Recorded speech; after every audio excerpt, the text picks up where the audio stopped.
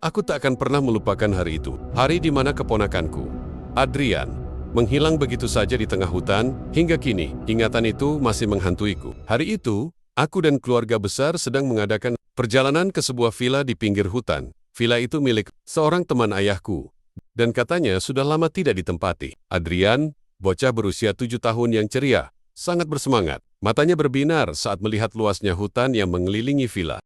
Om, boleh aku main ke sana? Anyanya sambil menunjuk pepohonan yang menjulang tinggi. Aku tersenyum. Boleh, tapi jangan jauh-jauh ya, dan ajak Kak Dito biar ada yang menemani. Dito, sepupu Adrian yang berusia 12 tahun, hanya mengangguk malas. Ia lebih tertarik dengan ponselnya. Namun, saat ibunya menyuruhnya ikut, ia akhirnya beranjak dengan enggan. Mereka pergi bermain di sekitar villa, sementara aku dan orang dewasa lainnya sibuk membongkar barang-barang dari mobil. Setelah beberapa jam, senja mulai turun. Aku baru saja akan memanggil mereka untuk kembali ke villa ketika Dito berlari dengan napas tersengal. Wajahnya pucat, dan matanya berkaca-kaca. Om Adrian! Adrian hilang! Darahku seperti berhenti mengalir. Apa maksudmu hilang? Bukannya tadi kalian main bersama? Iya. Tadi kami main petak umpet di sekitar pohon-pohon itu. Ia menunjuk ke arah hutan di belakang villa. Aku menutup mata duluan, lalu pas buka mata, Adrian sudah nggak ada. Aku cari-cari, panggil namanya, tapi dia nggak jawab. Tanpa berpikir panjang, aku dan beberapa anggota keluarga langsung masuk ke dalam hutan. Kami memanggil nama Adrian berulang kali, tapi hanya gema suara kami yang menjawab. Cahaya matahari semakin meredup, dan hawa dingin mulai menyelimuti kami. Seorang paman berinisiatif menghubungi pihak berwenang, dan tak lama kemudian tim pencari datang. Mereka membawa anjing pelacak, tapi anehnya, anjing-anjing itu terlihat kebingungan. Mereka berputar-putar di satu titik dan merengek, seperti mencium sesuatu yang tak biasa. Malam itu kami terus mencari, tapi tidak ada jejak Adrian, hanya kegelapan dan suara angin yang berdesir di antara dedaunan. Aku merasa ada yang tidak beres. Ada sesuatu di dalam hutan itu. Keesokan harinya, pencarian dilanjutkan. Aku, yang hampir tidak tidur semalaman, kembali menjelajahi hutan dengan harapan menemukan keponakanku. Langkahku membawaku ke sebuah daerah yang lebih dalam, di mana pepohonan tumbuh lebih rapat. Di sana, aku melihat sesuatu yang membuat darahku membeku. Di tanah, ada jejak kaki kecil. Jejak yang sangat jelas, seperti milik seorang anak kecil. Aku mengikuti jejak itu dengan hati-hati.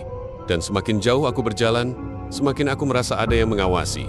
Tiba-tiba, aku mendengar suara tawa pelan. Suara anak kecil. Aku menahan napas. Adrian, tidak ada jawaban.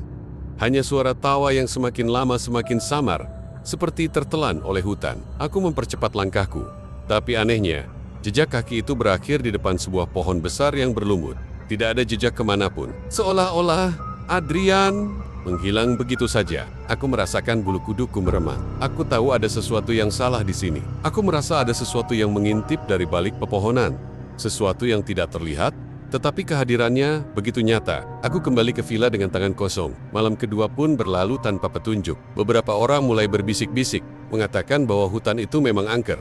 Dulu, ada seorang anak kecil yang juga menghilang di sana, dan tak pernah ditemukan. Beberapa warga percaya bahwa ada sesuatu yang mengambil anak-anak di hutan itu. Hari ketiga pencarian, kami menemukan sesuatu yang aneh. Di dekat pohon tempat jejak kaki Adrian berakhir, ada selembar kertas kusut. Dengan tangan gemetar, aku mengambilnya dan membuka lipatannya. Itu adalah gambar. Gambar seorang anak kecil berdiri di samping sosok tinggi berwajah kosong. Dan yang lebih mengerikan, di sudut kertas itu ada tulisan kecil yang nyaris pudar. Aku tidak sendiri. Aku menatap kertas itu dengan napas memburu. Siapa yang menggambar ini? Adrian atau sesuatu yang lain? Pencarian terus dilakukan berhari-hari, tapi Adrian tak pernah ditemukan. Hingga kini, tidak ada yang tahu kemana dia pergi. Beberapa orang berkata, mungkin dia tersesat dan tak bisa keluar. Namun, aku tahu ada yang lebih dari itu. Setiap malam, saat aku menutup mata, aku masih bisa mendengar suara tawa kecil itu menggema di dalam kepalaku.